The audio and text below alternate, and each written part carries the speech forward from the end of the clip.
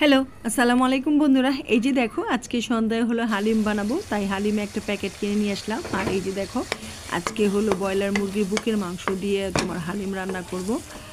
নরম মাংসটা খেতে খুবই ভালো লাগে, পছন্দ করে সবাই। তো এই যে দেখো এখানে আদা, রসুন, কাঁচামরিচ, পেঁয়াজ আর মাংস দিয়ে মশলা কষাচ্ছি।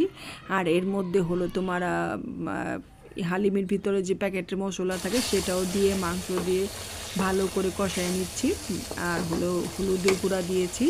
আর এখানে দেওয়া হয়েছে হলো গরম মশলা, তেজপাতা আর এলাইচি। এগুলি দিয়ে ভালো করে মশলাটা কষালাম। সমস্ত ভিডিও তোমার সাথে শেয়ার করতে পারলাম না। আর এই যে দেখো আমি কিন্তু হালিম মিক্সটারে গরম পানি দিয়ে 1 ঘন্টা ভিজিয়ে রেখেছিলাম, সেটা আবার ঢেলে দিয়েছি। এখন সুন্দর করে মাংস আর হালিম মিক্স একত্রে সুন্দর করে লাড়াচাড়া দিচ্ছি, যাতে তোমার পাতিলের নিচে বা তলায় লেগে না যায়, সেই জন্য লাড়ার উপরে রাখতেছি। এই যে দেখো হয়ে যাচ্ছে কিন্তু আমার হালিম মিক্স রান্না করা।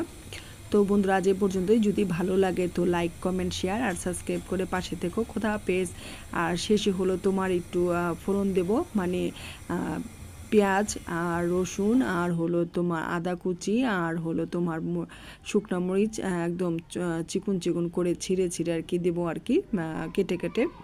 ওভাবে ফোড়নটা দিলে স্বাদটা খুব ভালো লাগে, মানে বাগার দেওয়াটা আর কি, সেটার কথা বলতেছি।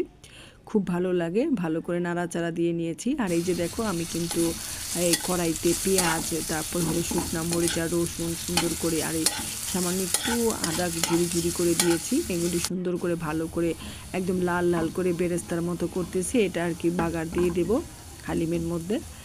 দেখো হয়ে গিয়েছে, এখন নামিয়ে ফেলবো। মাশাআল্লাহ আমার কিন্তু হালিম রান্না করা অলরেডি শেষ।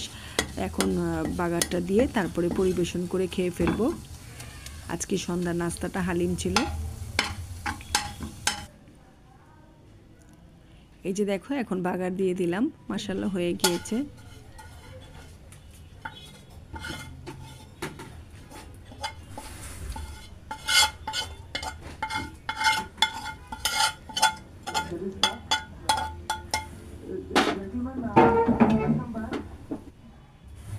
Can we start?